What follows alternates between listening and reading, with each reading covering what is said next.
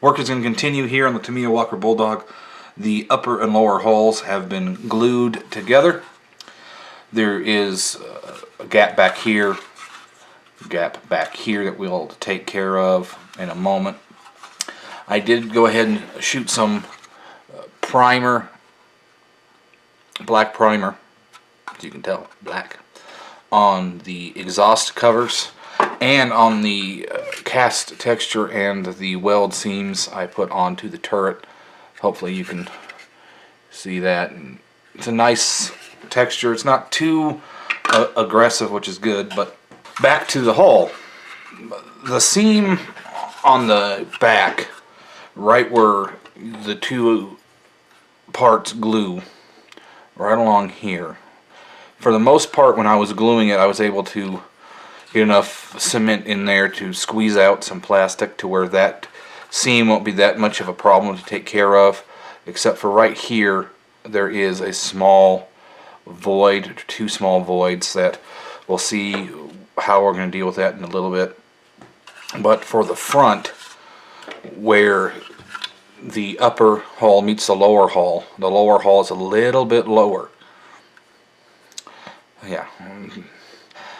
But right here on this seam, the upper hull is a little bit proud of where it needs to be, and we're going to raise the bottom part and then file and sand it flat again.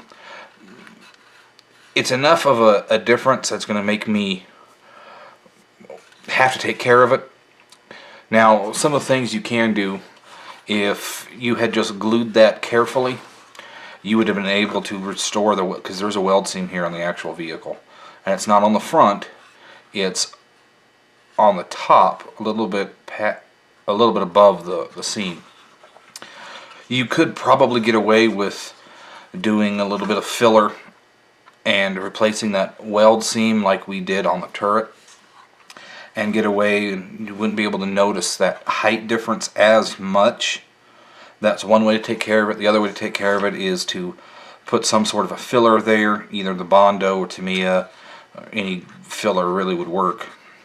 Or to do what I intended to do and use the acrylic nail powder and the monomer mix to raise that area and then file and sand it flat.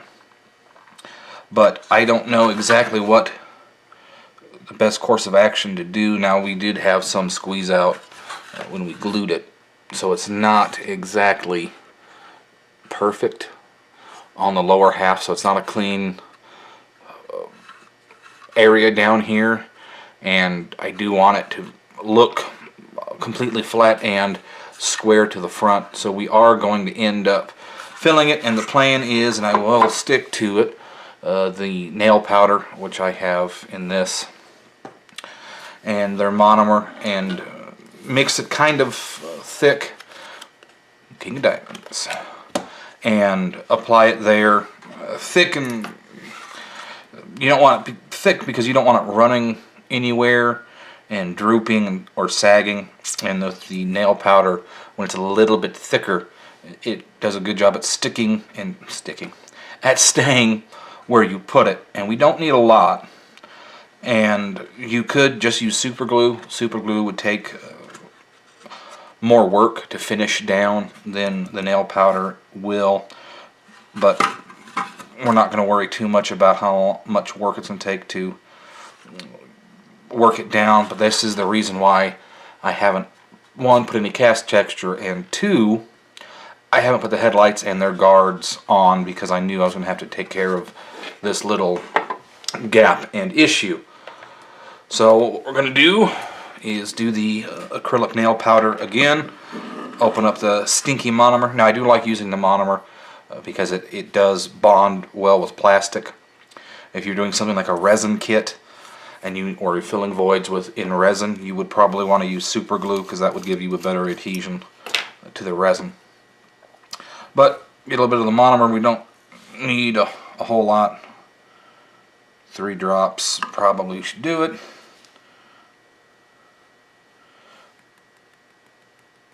Get in some of our nail powder, mix it up,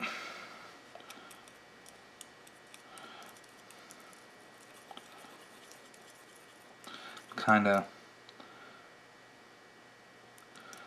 thin, but I don't want to use too much powder. This should still be good for what we want to do.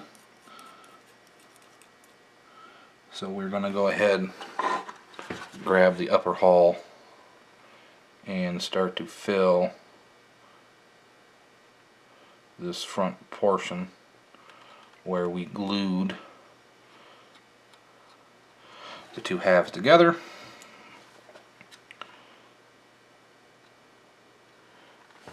Make sure you're still in shot.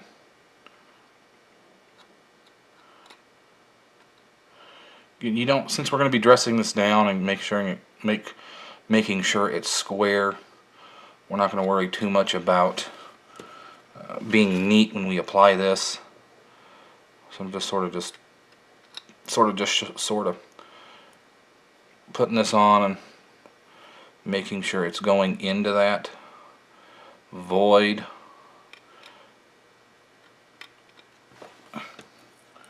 And if it's doing like this and setting up a little bit too fast, you can just do another drop of the monomer and mix it up again, and that'll sort of thin it back out some, make it more workable, and extend the working time you have with it. I want to put one more, end up being 3 more drops.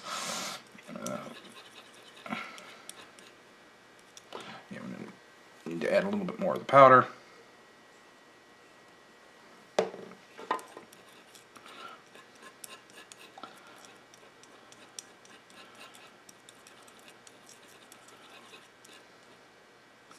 we go. Part of the problem is it's starting to stick to the tool instead of where we're laying it down, and we don't want that. We want it to come off and stick to where we are applying it. And the thinner it is, the easier it is to do that. Just sort of touch it where you want it. Comes off of the tool and sticks to where you want. Also, when it's thinner, it will level it a little bit better and go into the area and sort of sink itself down, because remember, this stuff does not shrink when it dries. So you want to make sure that you have it down all the way into the gap, so you don't have to worry about sanding a void or sanding and exposing a void when you go to dress this down. Again, I'm not worried about getting it too much on the bottom here, but the main point is to fill the top where that little void, that little step is.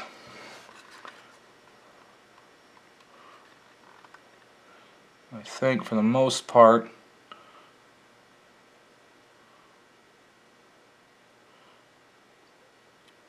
it's about done and covered. I'm just doing one final pass and sort of a smooth over to make sure that all the areas are covered. Now this little part here, don't have quite enough in this little corner. Now we do. So that's filled for that. Now we're going to use the same thing to fill the gaps in the joint on the side of the hull. And again, we want this relatively thin, so it doesn't stick too proud of where we want to put it, but we want it thick enough that it's not going to just fall out into the middle of the hull when we apply it to the gap. Now, when you're mixing it, you don't like it and it's a little too thin like it is now, just keep mixing it in for a little bit and let it set up a little, and because this stuff does set up pretty quick, and it'll thicken up some and be a good consistency to fill the gap. So now that we have it mixed, we'll go ahead and put it in.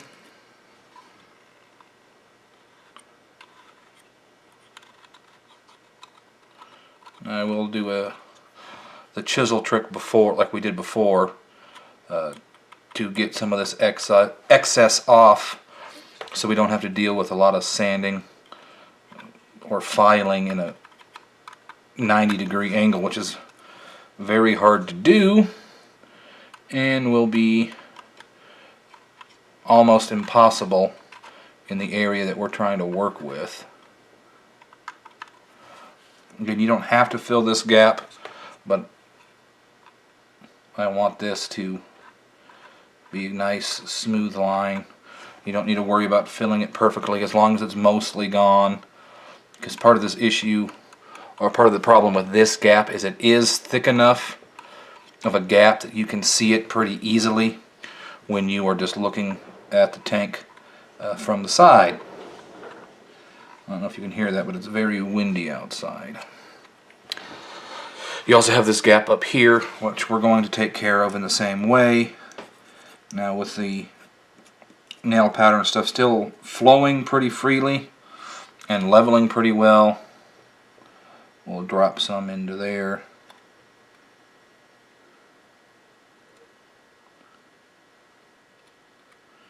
Because this gap, again, pretty easily seen, even though that's where the drive sprocket and the track is going to be going.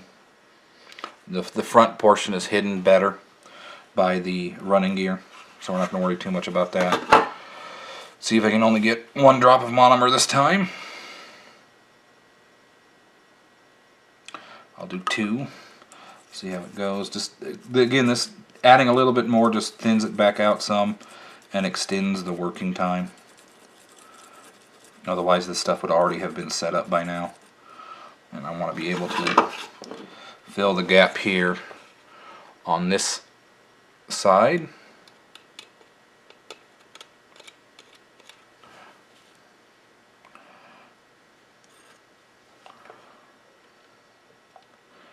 Just laying the tool, getting a big glob and sort of running it with the tool and letting it get to where it needs to be.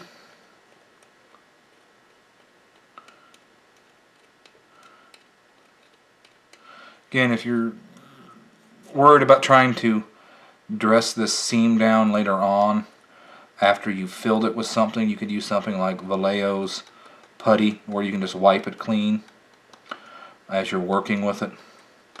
Or you can use this in the chisel trick that we're going to do in a second, or even in a moment wipe this down when it's more of a thicker putty.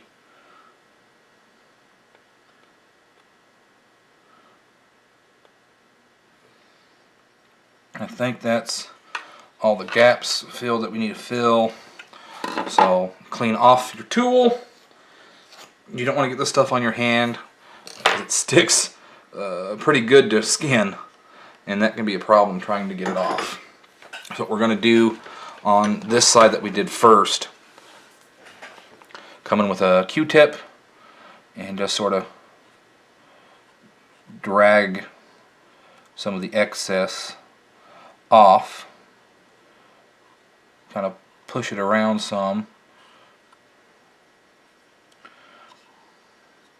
You can also use more of a square tool, a piece of strip stock, hold it flat, and then just sort of run it. You can see that got a lot of the excess off. Clean that off, do it again.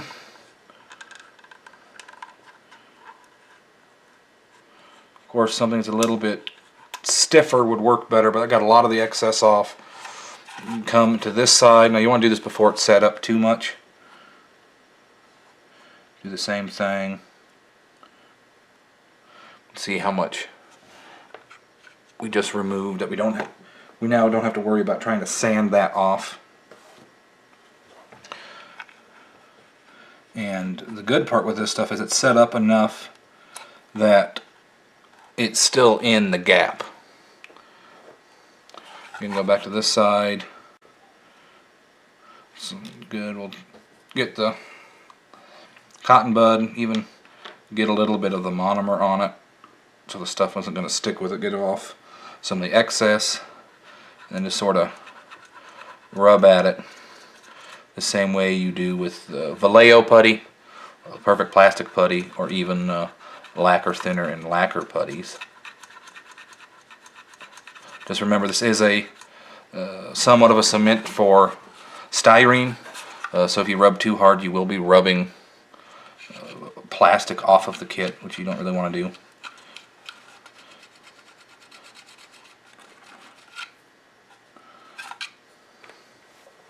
Get another Q-tip. Get the wire for the camera out of the way. High production value here. That's what we strive for. And on the back gap, we're going to do a damp Q-tip again. And that'll get a lot of the excess off. Now it's turning black because it's getting the black styrene up. Because again, this is a solvent for it. Come along with the dry end and sort of get up more. Now the rest of, if anything stays and you don't like the way it looks afterwards, you can just use mud or something else when you go to weather, and you can hide it that way. Now of course, if you're going to do a build without any weathering on it, you're going to have a harder time hiding mistakes.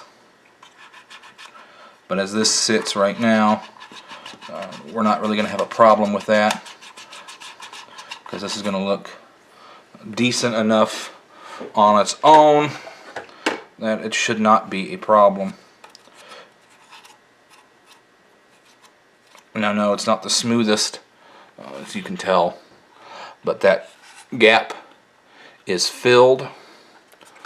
Both sides, we don't have a lot of excess we need to worry about, or sanding in a tight angle. The front, the gap is filled there, the gap is filled up there to where it's not a problem. Now to worry about the top, first off, when you're not using this, cover it, because it stinks. It stinks bad. And we'll cover this because we don't want to spill it. Hands are kind of shaky. So that's how we're going to address this front seam in terms of filling it, and fill these gaps in the side. Next, when we come back, we'll deal with how to dress down the front here. Okay, we're back. We're back. There's only me here. I'm back. I also have a front and back. I'm round like a donut. To take care of this seam, like we did, if you remember, when we filled these little holes in the hull way back at the start, we waited until the nail powder was set up a little bit, and we came back with a chisel and the knife to sort of scrape over it and move a bunch of excess. Now the issue with that is, if it's too wet, your tool kind of drags and just spreads it. If it's too dry, the knife or whatever will actually lift it out. Now at this point, it's not hardened all the way yet, but it's very close. But what you can do is come back with a knife and sort of just take off part of the top carefully. You wanted more. Part of the problem is I went too low right there, so we'll have to come back and fix that again. But you can just sort of shave at it. You can even do this when it's dry completely. It's a little bit harder when it's dry completely, but it's a good way to get the bulk of the excess off, to where you're not having to worry about sanding that in a little bit.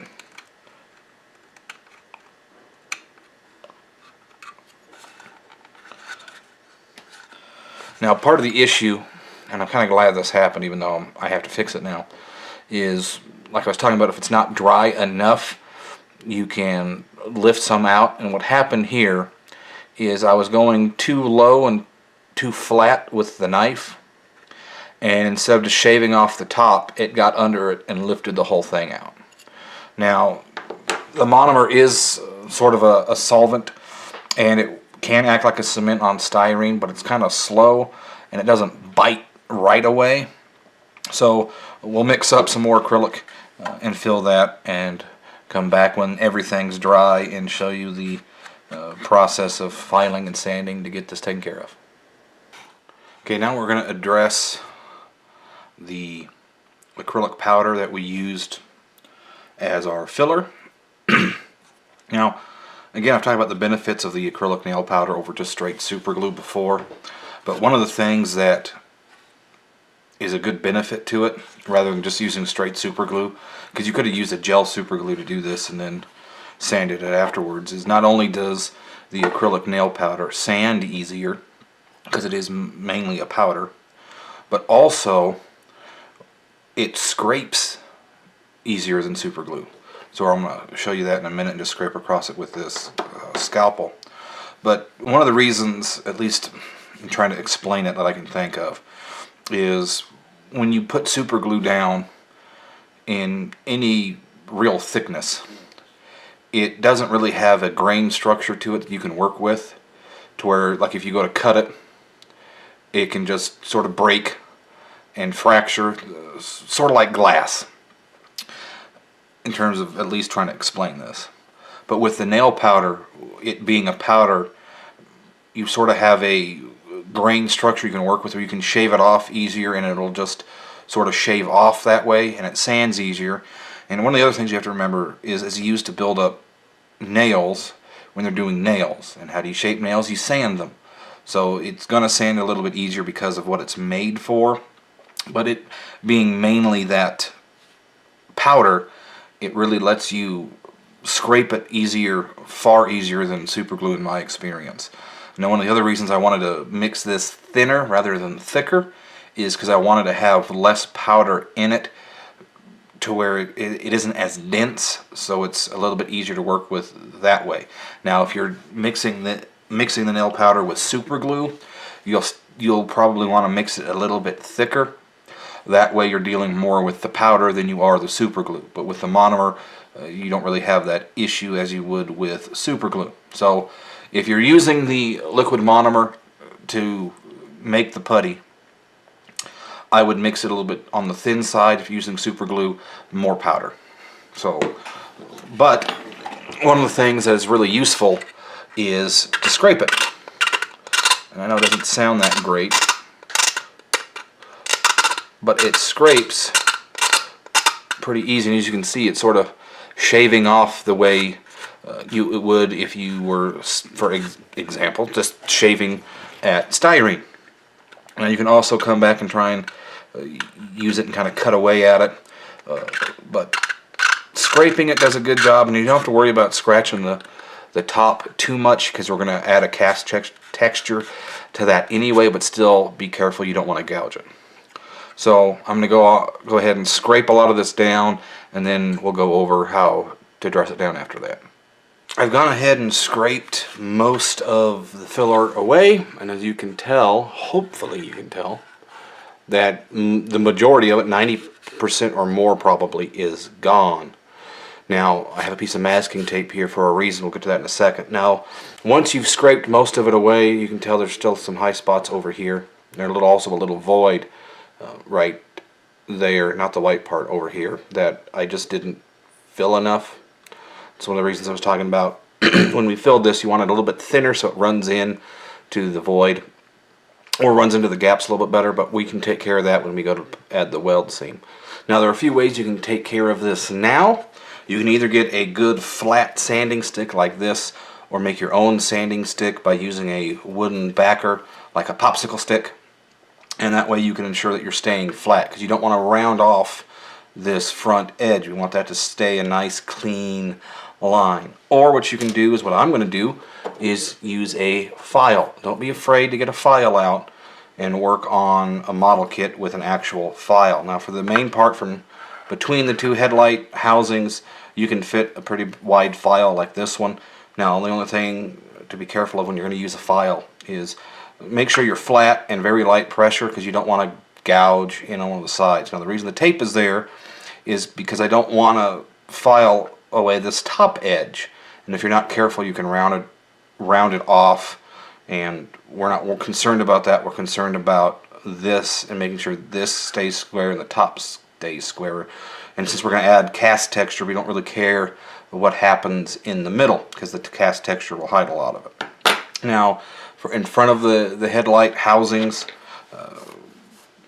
a smaller file, this isn't a very good one, but a smaller file works well. You can get in there and just carefully go over it. So what we'll do, I'll show you what I'm going to do. Just take a file, laying it flat, almost no pressure, go across. Now you want to apply pressure down with your hand, but not much, because you don't want to file up here, you want to file down here.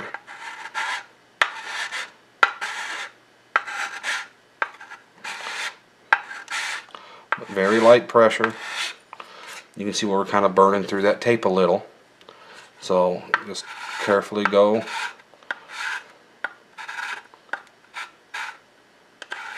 You can feel where it's biting into the powder.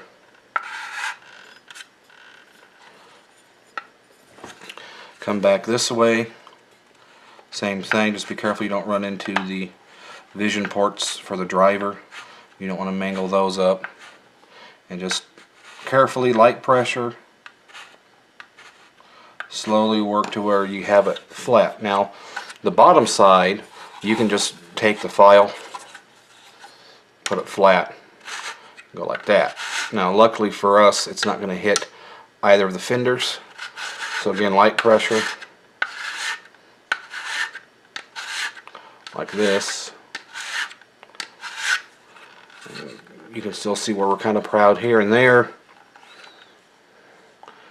So we'll continue filing, but that's the way I'm going to take care of it. You just slowly file.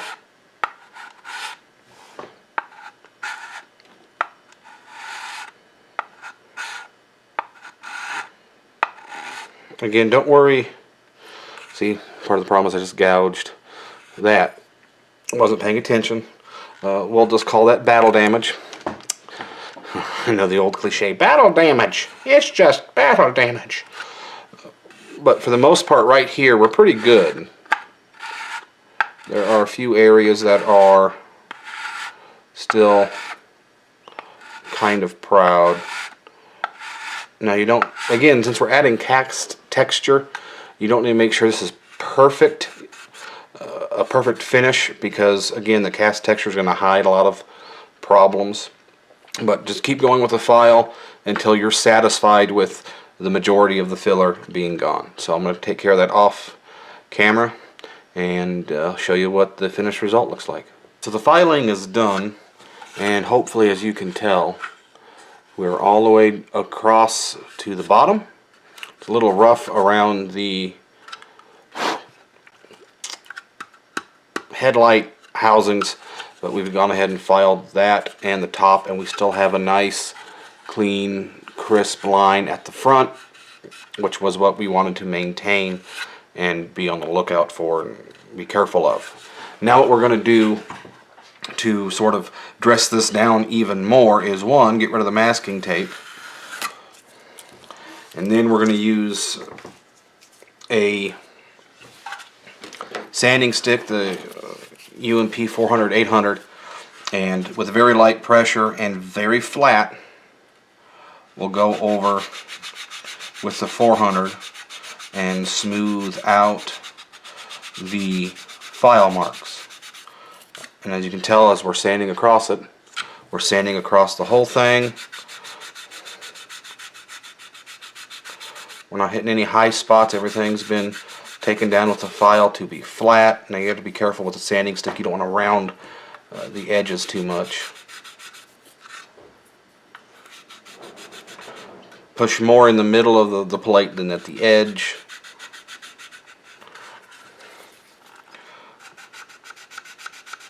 Sand in front of the headlight housings.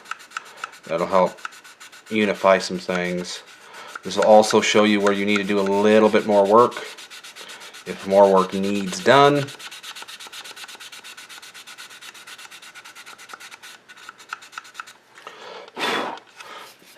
Then come back with the 800 side And on the bottom, you can just run this sort of flat, as best you can flat, almost tilting it up to where you're not hitting that edge as much, because you don't want to round that edge much. Come back with 800. And again, since we're doing cast texture on the front part of the hull, we don't need to worry too much about slight sanding marks and imperfections, but any deep gouges or any other issues, they need taken care of while we're at it. Now, and as you can tell, hopefully at the front, there's a few file marks that aren't going to be a problem. We'll just make sure we hit that area with the cast texture. And that's how you would dress down a step like that you fill with the acrylic nail powder. Work is going to continue here on the Tamiya Walker Bulldog. The upper and lower fuselage. This is not a plane. The upper and lower turret. This is not the turret. The upper and lower hull halves. They're not really halves.